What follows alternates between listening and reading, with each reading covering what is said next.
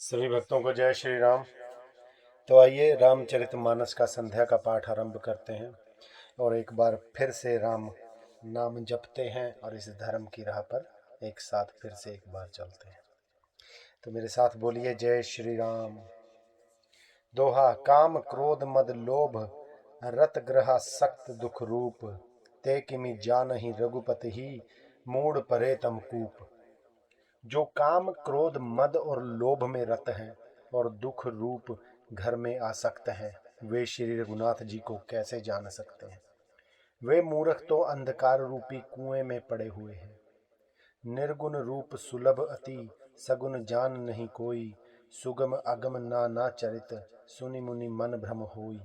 निर्गुण रूप अत्यंत सुलभ अर्थात सहज ही समझ में आ जाने वाला है, परंतु गुणातीत दिव्य सगुण रूप को कोई नहीं जानता। इसलिए उन सगुण भगवान के अनेक प्रकार के सुगम और अगम चरित्रों को सुनकर मुनियों के भी मन को भ्रम हो जाता है। सुनु खगेश रघुपति प्रभुताई कहूँ जथामति कथा सुहाई। जहि विधि मोह भयउ प्रभु मोहि सो सब कथा सुनावहु तोहि। हे पक्षी राज गरुड़ जी, श्री रघुनाथ जी की प्रभुता सुनिए। मैं अपनी बुद्धि के अनुसार वह सुहावनी कथा कहता हूँ। हे प्रभो, मुझे जिस प्रकार मोह हुआ वह सब कथा भी आपको सुनाता हूँ। राम कृपा भाजन तुम ताता हरि गुण प्रीति मोहि सुखदाता। ताते नहीं कछु तुम ही दुरावऊं परम रहस्य मनोहर गावऊं। हे तात, आप श्री राम जी के कृपा पात्र हैं। श्री हरि के गुणों में आपकी प्रीति है, इसलिए आप मुझे सुख देने वाले हैं। इसी से मैं आपसे कुछ भी नहीं छिपाता और अत्यंत रहस्य की बातें आपको गाकर सुनाता हूँ। सुनहु राम कर सहज सुभाऊ जन अभिमान न राखहि काऊ। संस्कृत मूल सूल प्रद नाना सकल शोक दायक अभिमाना। श्री रामचंद्र जी का सहज स्वभाव सुनिए। वे भक्त में अभिमान कभी नहीं रहने देते, क्योंकि अभिमान जन्म मरण रूप संसार का मूल है और अनेक प्रकार के कलेशों तथा समस्त शोकों का देने वाला है। ताते करहि कृपा निधि दूरी सेवक पर ममता अति भूरी। जिमि सिंसु तन ब्रन होई गोसाई मातु चिराव कठिन की नाई। इसलिए कृपा निधि उसे दूर कर देते हैं, क्योंकि सेवक पर उनकी बहुत ही अधिक ममता है। हे गोसाई, जैसे बच्चे के शरीर में फोड़ा हो जाता है तो माता उसे कठोर हृदय की भांति चीरा डालती है। यद्यपि प्रथम दुख पावई रोवई बाल अधीर व्याधि नाश हित जननी गनति न सो शिशु पीर। अर्थात यद्यपि बच्चा पहले फोड़ा चिराते समय दुख पाता है, पर अधीर होकर रोता है, तो भी रोग के नाश के लिए माता बच्चे की उस पीड़ा को कुछ भी नहीं गिनती, अर्थात उसकी परवाह नहीं करती और फोड़े को चिरवा ही डालती है। तिमि रघुपति निज दास कर हर ही मान हित लागी। तुलसीदास ऐसे प्रभु हुई कस न भजहु भ्रम त्यागी। उसी प्रकार श्री रघुनाथ जी अपने दास का अभिमान उसके हित के लिए हर लेते हैं। तुलसीदास जी कहते हैं कि ऐसे प्रभु को भ्रम त्याग कर क्यों नहीं भजते। राम कृपा आपनी जड़ताई कहूँ खगेश सुनहु मन लाई। जब जब राम मनुज तनु धरहि भक्त हेतु लीला बहु करहि। हे पक्षी राज गरुड़ जी, श्री राम जी की कृपा और अपनी जड़ता अर्थात मूर्खता की बात कहता हूँ, मन लगाकर सुनिए।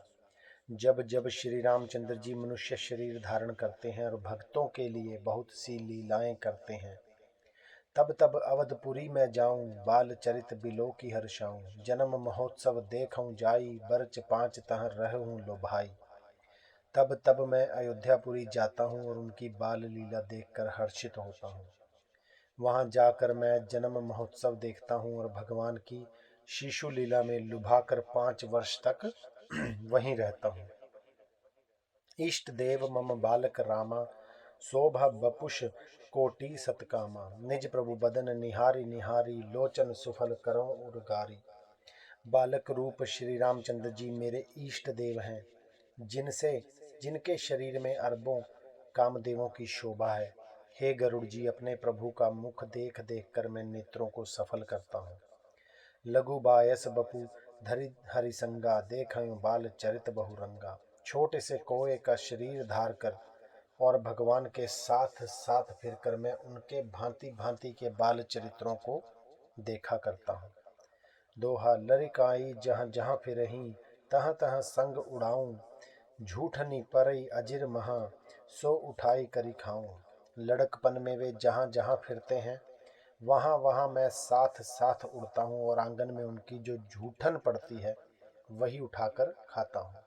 एक बार अतिशय सब चरित किए रघुबीर, सुमिरत प्रभु लीला सोई, पुलकित भयउ शरीर। एक बार श्री रघुवीर ने सब चरित्र बहुत अधिकता से किए। प्रभु की उस लीला का स्मरण करते ही काक भिशुंडी जी का शरीर प्रेमानंदवश पुलकित हो गया। कहे भसुंड सुनहु खगनायक, रामचरित सेवक सुखदायक। नृप मंदिर सुंदर सब भांति, खचित कनकमणि नाना जाति। भुशुंडी जी कहने लगे, हे पक्षीराज सुनिए, श्री राम जी का चरित्र सेवकों को सुख देने वाला है। अयोध्या का राजमहल सब प्रकार से सुंदर है। सोने के महल में नाना प्रकार के रत्न जड़े हुए हैं। बरनी न जाई रुचिर अंगनाई, जहाँ खेलहि नीति चारियो भाई। बाल विनोद करत रघुराई, विचरत अजिर जननी सुखदाई। सुंदर आंगन का वर्णन नहीं किया जा सकता, जहाँ चारों भाई नित्य खेलते हैं। माता को सुख देने वाले बाल विनोद करते हुए श्री रघुनाथ जी आंगन में विचर रहे हैं। मरकत मृदुल कलेवर श्यामा, अंग अंग प्रति छवि बहुकामा। नव राजीव अरुण मृदु चरणा, पदज रुचिर नख शशि दुति हरना। मरकत मणि के समान हरिताभ श्याम और कोमल शरीर है। अंग अंग में बहुत से कामदेवों की शोभा छाई हुई है। नवीन लाल कमल के समान लाल लाल कोमल चरण है। सुंदर अंगुलियां हैं और नख अपनी ज्योति से चंद्रमा की कांति को हरने वाले हैं। ललित अंक कुलित सादिक चारी, नुपुर चारु मधुर रवकारी। चारु पुरट मणिचरित बनाई, कटि किंकनी कल मुखर सुहाई। तलवे में वज्रादि अर्थात वज्र, अंकुश, ध्वजा और कमल के चार सुंदर चिन्ह हैं। चरणों में मधुर शब्द करने वाले सुंदर नुपुर हैं। मणियों रत्नों से जुड़ी हुई सोने की बनी हुई सुंदर करधनी का शब्द सुहावना लग रहा है। दोहा रेखा त्रय सुंदर उदर, नाभि रुचिर गंभीर। उर आयत भ्राजत विविधि, बाल विभूषण चीर। उदर पर सुंदर तीन रेखाएं अर्थात त्रिवली हैं। नाभि सुंदर और गहरी है। विशाल वक्ष स्थल पर अनेकों प्रकार के बच्चों के आभूषण और वस्त्र सुशोभित हैं। अरुण पानी नख करज मनोहर, बाहु विशाल विभूषण सुंदर। कंद बाल केहरी दव ग्रीवा, चारु चिबुक आनन छवि सीवा। लाल लाल हथेलियां नख और अंगुलियां मन को हरने वाले हैं और विशाल भुजाओं पर सुंदर आभूषण हैं। बाल सिंह अर्थात सिंह के बच्चे के से कंधे और शंख के समान तीन रेखाओं से युक्त गला है। सुंदर ठुड्डी है और मुख तो छवि की सीमा ही है। कलबल बचन अधर अरुणारे, दुई दुई दसन बिसद बरबारे। ललित कपोल मनोहर नासा, सकल सुखद शशि कर्म समहासा। कलबल अर्थात तोतले वचन है। लाल लाल ओंठ हैं, उज्जवल सुंदर और छोटी छोटी अर्थात ऊपर नीचे दो दो दंतुलियां हैं। सुंदर गाल, मनोहर नासिका और सब सुखों को देने वाली चंद्रमा की अथवा सुख देने वाली समस्त कलाओं से पूर्ण चंद्रमा की किरणों के समान मधुर मुस्कान है। नीलकंज लोचन भवमोचन, भ्राजत भाल तिलक गोरोचन।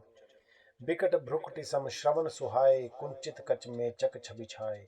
नीले कमल के समान नेत्र जन्म मृत्यु के बंधन से छुड़ाने वाले हैं। ललाट पर गोरोचन का तिलक सुशोभित है। भौहें टेढ़ी हैं, कान सम और सुंदर हैं। काले और घुंघराले केशों की छवि छा रही है। पीत झीनी झगुली तन सोही, किलकनि चितवनी भावती मोही। रूप राशि नृप अजिर बिहारी, नाचहि निज प्रतिबिंब निहारी। पीली और महीन झंगुली शरीर पर शोभा दे रही है। उनकी किलकारी और चितवन मुझे बहुत ही प्रिय लगती है।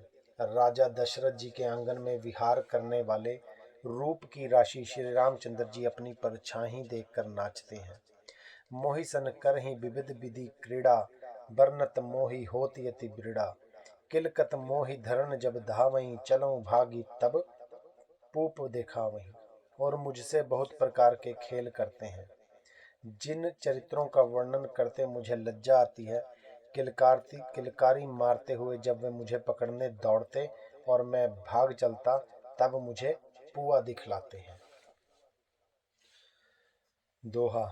आवत निकट हंसहि प्रभु, भाजत रुदन कराही। जाऊं समीप गहन पद, फिरी फिरी चितई पराही। मेरे निकट आने पर प्रभु हंसते हैं और भाग जाने पर रोते हैं। और जब मैं उनका चरण स्पर्श करने के लिए पास जाता हूँ तब वे पीछे फिर फिर कर मेरी ओर देखते हुए भाग जाते हैं। प्राकृत शिशु ईव लीला, देखई भयो मोहि मोह। कवन चरित्र करत प्रभु चिदानंद संदोह। साधारण बच्चों जैसी लीला देखकर मुझे मोह अर्थात शंका हुआ कि सच्चिदानंदन प्रभु यह कौन महत्व का चरित्र अर्थात लीला कर रहे हैं। एतना मन आनत खगराया, रघुपति प्रेरित व्यापी माया। सो माया ना दुखद मोहि काहि, आन जीव इव संसृत नाही। हे पक्षी राज, मन में इतनी शंका लाते ही श्री रघुनाथ जी के द्वारा प्रेरित माया मुझ पर छा गई, परंतु वह माया ना तो मुझे दुख देने वाली हुई और ना दूसरे जीवों की भांति संसार में डराने वाली हुई। नाथ इहाँ कछु कारण आना, सुनहु सो सावधान हरि जाना। ज्ञान अखंड एक सीतावर, माया बस्य जीव सचराचर। हे नाथ, यहाँ कुछ दूसरा ही कारण है। हे भगवान के वाहन गरुड़ जी, उसे सावधान होकर सुनिए। एक सीतापति श्री राम जी ही अखंड ज्ञान स्वरूप हैं और जड़ चेतन सभी जीव माया के वश हैं। जो सबके रह ज्ञान एक रस, ईश्वर जीव ही भेद कहऊ कस।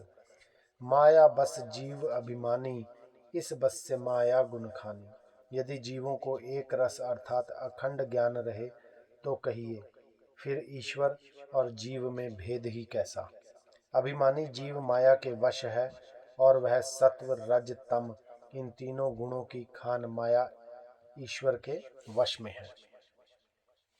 परबस जीव स्वबस भगवंता, जीव अनेक एक श्रीकंता। मुधा भेद यद्यपि कृत माया, बिनु हरि जाई न कोटि उपाया। जीव परतंत्र है, भगवान स्वतंत्र है। जीव अनेक हैं, श्रीपति भगवान एक हैं। यद्यपि माया का किया हुआ यह भेद असत्य है, तथापि वह भगवान के भजन बिना करोड़ों उपाय करने पर भी नहीं जा सकता। बोलिए जय श्री राम। तो आज रामचरितमानस के संध्या के पाठ को हम यहीं पर विश्राम देंगे और कल सुबह फिर आप लोगों से मुलाकात होगी और इस रामचरितमानस के सुहावने सफ़र पर हम फिर से एक बार चलेंगे। तब तक के लिए हमें आज्ञा दीजिए। अपना बहुत ध्यान रखिए, राम नाम जपते रहिए और इस कल्याण की राह पर स्वयं भी चलिए और औरों को भी अपने साथ ले चलिए। बोलिए जय श्री राम।